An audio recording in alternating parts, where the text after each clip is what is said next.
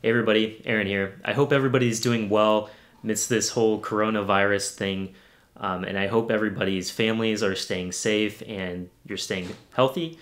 As you know, everybody's staying inside for the shelter-in-place warning. I wanted to do a project at home.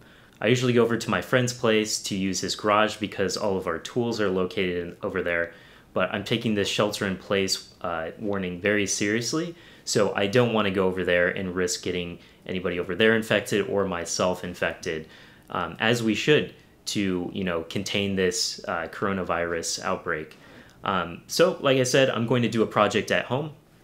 As many of you might not know, I actually play a lot of guitar in my free time, and I've been playing quite a bit more just because I'm stuck inside. What I do on the guitar is I usually set up loops and jam along with them. And my wife sings over the top of them because she's a singer. So I wanted a way to basically connect something to my computer where I can control those loops. And I recently purchased this aluminum enclosure. It's kind of like a project box, and it's pretty large, as you can see here. And I want to basically connect some buttons to this enclosure so that I can trigger those loops. This is called, it will be using a MIDI interface, so it's called a MIDI foot controller. You can buy these online for about 150 bucks, but if you just buy the parts and make it yourself, it's much cheaper, more on the order of $50 instead of 150. And I'm going to be using something new that I haven't used in the past. It's called a Teensy 4.0 controller. This is great because it has all the MIDI interfacing stuff built right in, so you can just kind of plug it straight into your computer, and with some basic code, get the MIDI controller working. So I'm going to be using tools that I have at home, mainly just a cordless drill and some clamps to do the drilling into this enclosure, so hopefully everything goes well. But I'll make do with what I have, and let's get started. In addition to the teensy and the housing, you'll need some momentary push buttons, some project wires with both a male and female header, a PCB project board, a USB printer style cable, and some PCB headers. Okay, so the first step here is just laying out all of our buttons so everything's in the place that it should be when we have the holes drilled. And I'm going to do this to kind of eyeball some of the measurements. And then I'm going to go back and do some math to figure out where exactly these things should be drilled. Basically, I want one of these buttons to start the recording on the loop and then one to stop the loop. And I want to have these buttons on the side here to do sort of like utility functions that I may want to assign to those buttons, like switching pages or maybe switching between different phrases in the loop. So I think this layout works good for me, but you could do whatever you want for your button as well. The first thing I did was measure the length of the housing, which was 11.75 inches. There are 6 buttons, so I divided by 7 for the spaces to get 1.678 inches. I also measured the depth, which was 7 inches, and then divided by 3 for the spacing between the 2 buttons, which was 2.33 inches. And I also divided by 4 for the buttons on the right-hand side, so I got a spacing of 1.25 inches there. I then made some markings for each of the buttons. Starting at the end, I made markings for the spacing intervals. And these are going to be the spots where we end up drilling our holes later on. For this, I just used a simple straight edge, and I connected all of those markings with a line so that the markings ended up in points, which I would use to drill my holes later.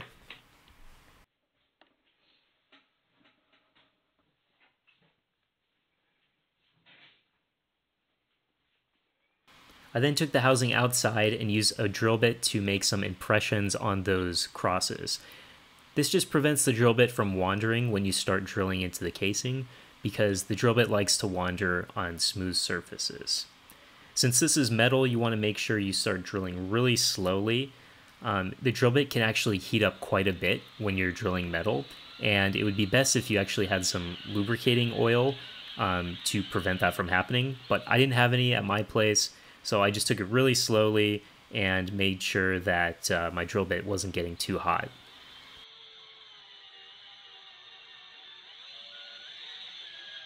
As you can see, there's a lot of metal shavings that come off of this, so you want to make sure you don't accidentally prick your hand with one of those, and I recommend using a garbage bag to just kind of dust those shavings off into. I also needed to make a hole in the side of the housing for our USB connector. So I just eyeballed this hole and took my 1/2-inch drill bit to make a hole. And this was actually a little too small for my USB connector, so I used a file to file down the edges a little bit so that it was wide enough for that connector. And you can see what I'm doing here. I also used another drill bit to mark holes where the screws for that USB connector is going to go. And I used the same method to drill in there.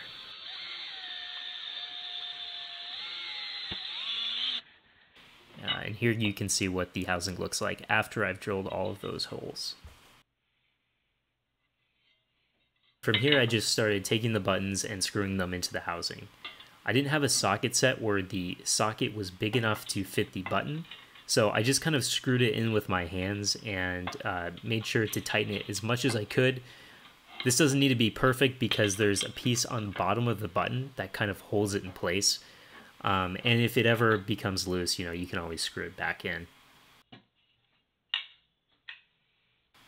Next, I started soldering all of my jumper wires to the buttons. I used one black wire and one white wire per button. You want to make sure that you add some solder to the buttons before you start soldering wires to them, because it's a large contact and it's very difficult to wire a button to that contact without any solder on it.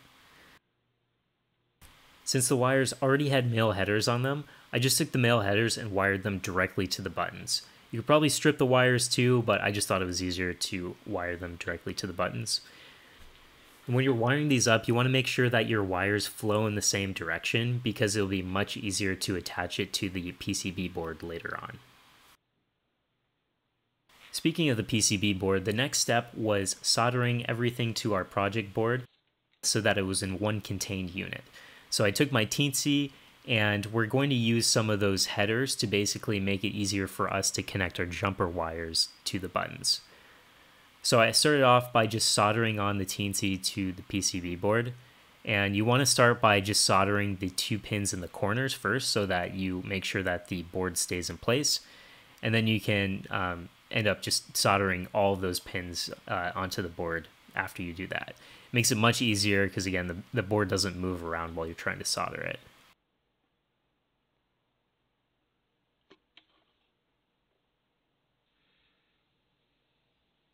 Next, we're going to take those headers and wire them onto the board. And we'll wire each pin to the adjacent pin on the PCB board. And I also used a couple jumper wires just to make sure the spacing between the board and the headers was good. And then, as I mentioned, I just took a soldering iron and soldered each adjacent pin. And you want to make sure that the header pins aren't accidentally connected. So I just took a multimeter and tested each pin to make sure that it wasn't connected to the wrong pin. Next, I took another header and just soldered it on another part of the board. This is where we're going to connect all of our ground pins for our buttons. And you can just solder all of these pins together because there will be one shared ground for every button. So when one of the momentary buttons is pressed, a ground will be connected to a pin on the Teensy board, and we'll read that value in the software to register our MIDI events. Here I'm just taking a wire, stripping the end off, and I'm going to solder one end to the ground strip that I just created, and I'm going to attach the other end to the ground on the Teensy board with that female header. This way we don't have to connect an external ground, we can just use the USB as both our power source and our ground. Davis made a nice 3D printed standoff for me, and I'm just using this so that the exposed contacts on the bottom of the PCB board don't touch the metal surface on the housing and accidentally short out. If you want the file for this 3D printed standoff, you can check our Patreon page, which has all the 3D printed files for all of our projects. Here's a schematic of what the circuit looks like for 3 buttons. It's pretty simple. I'm just taking the black wires, connecting them to that shared header, and then taking each of the white wires and connecting them to a GPIO pin on the Teensy board. And I'm using some of my favorite 3M outdoor mounting tape to make sure that the PCB board stays in place inside of that housing. The housing has a couple of slots which you can use to align the top to the bottom of the housing. And then there are just a couple sides that screw on with some small screws.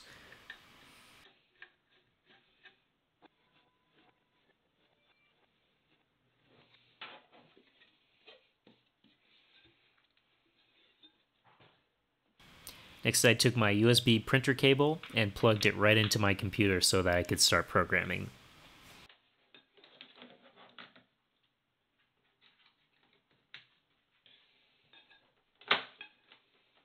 All right, I'm on my computer now, and I'm going to show you how to program your pedal so that you can connect to any software instrument as a MIDI device. So the first thing you want to do is download some special Arduino programming software for the Teensy. And to do that, I'm just going to go to teensy.com, or I guess it's pyjrc.com. And then on here, there will be a Teensy Arduino program that you can download. And let's see, to download this, you just go to this main link here and download the installer for your operating system.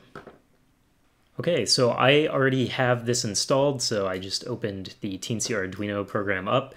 And to make sure that your device is connected, you're going to want to go into Tools, Board, and make sure that your particular Teensy board is selected. So for my case, I'm using the 4.0. Just want to make sure that is selected here. And then the other thing I want to do is make sure that I enable MIDI, because we're going to be using this as a MIDI controller. So if I go down here to USB type, I can go down and select MIDI as well. All right, so now I have the program open for the MIDI controller. And I just want to say that this code is not very modular. You'll notice that there are a bunch of copied statements that are repeated quite a bit down here. And normally what you want to do is make this more modular by creating some sort of object that holds all this information and then iterating through over each item and doing this, all of the steps that you need to do for those items.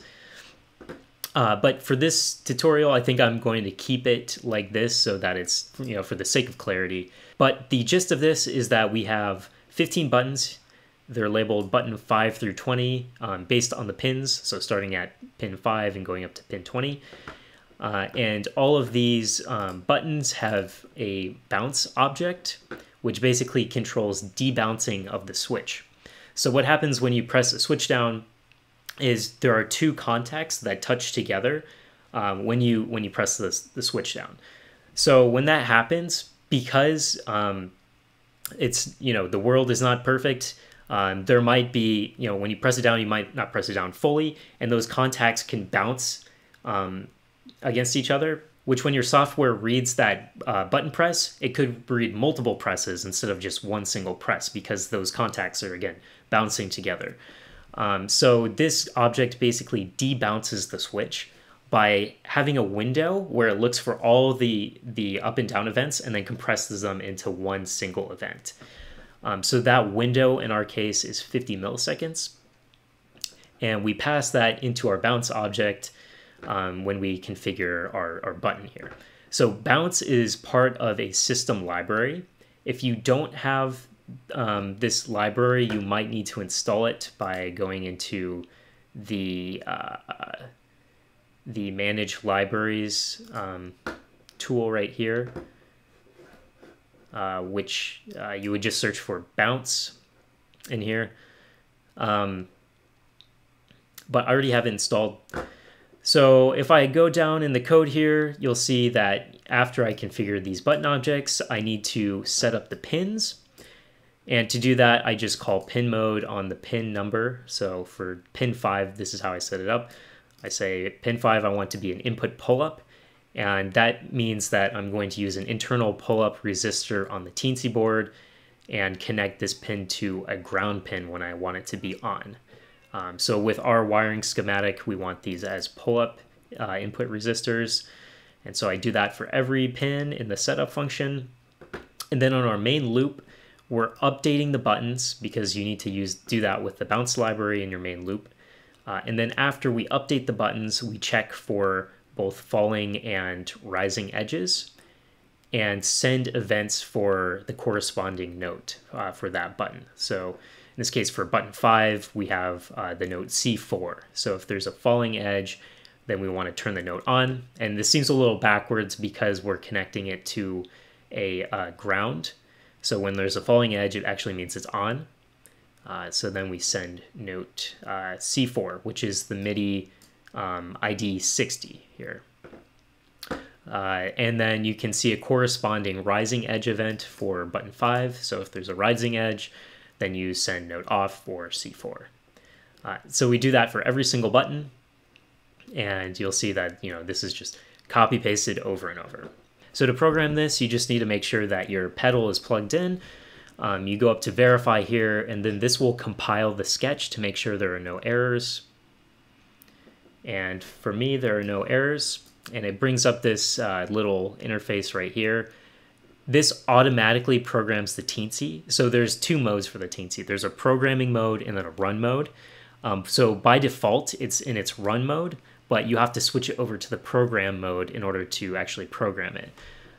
So you can turn off the auto mode to manually switch between those if you want, but if the auto mode is on, it will automatically just program the teensy when you click upload right here. So I'm going to do that now. So all I have to do is just hit upload. Oh, and I need to make sure that my port is actually the right port here. So if I go to the port menu and then just select my port and hit upload, it will upload that to the device. Now I'm in Ableton, which is a DAW interface, and DAW just basically stands for Digital Audio Workstation. It's a software way of interfacing with a MIDI device and playing sounds when you press buttons on your MIDI device.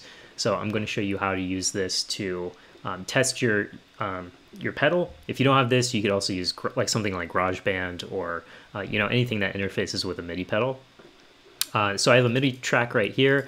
And before I do this, I just want to make sure that my MIDI device is connected. So if I go into Preferences and Link MIDI, I can see my teensy MIDI right here. So all I have to do is just make sure it's on and remote is on as well. And I can close that. And then we're going to go over to our MIDI track, make sure it's armed, and put some sort of software instrument in there. So I'm using this funky organ. So if I press buttons, you can hear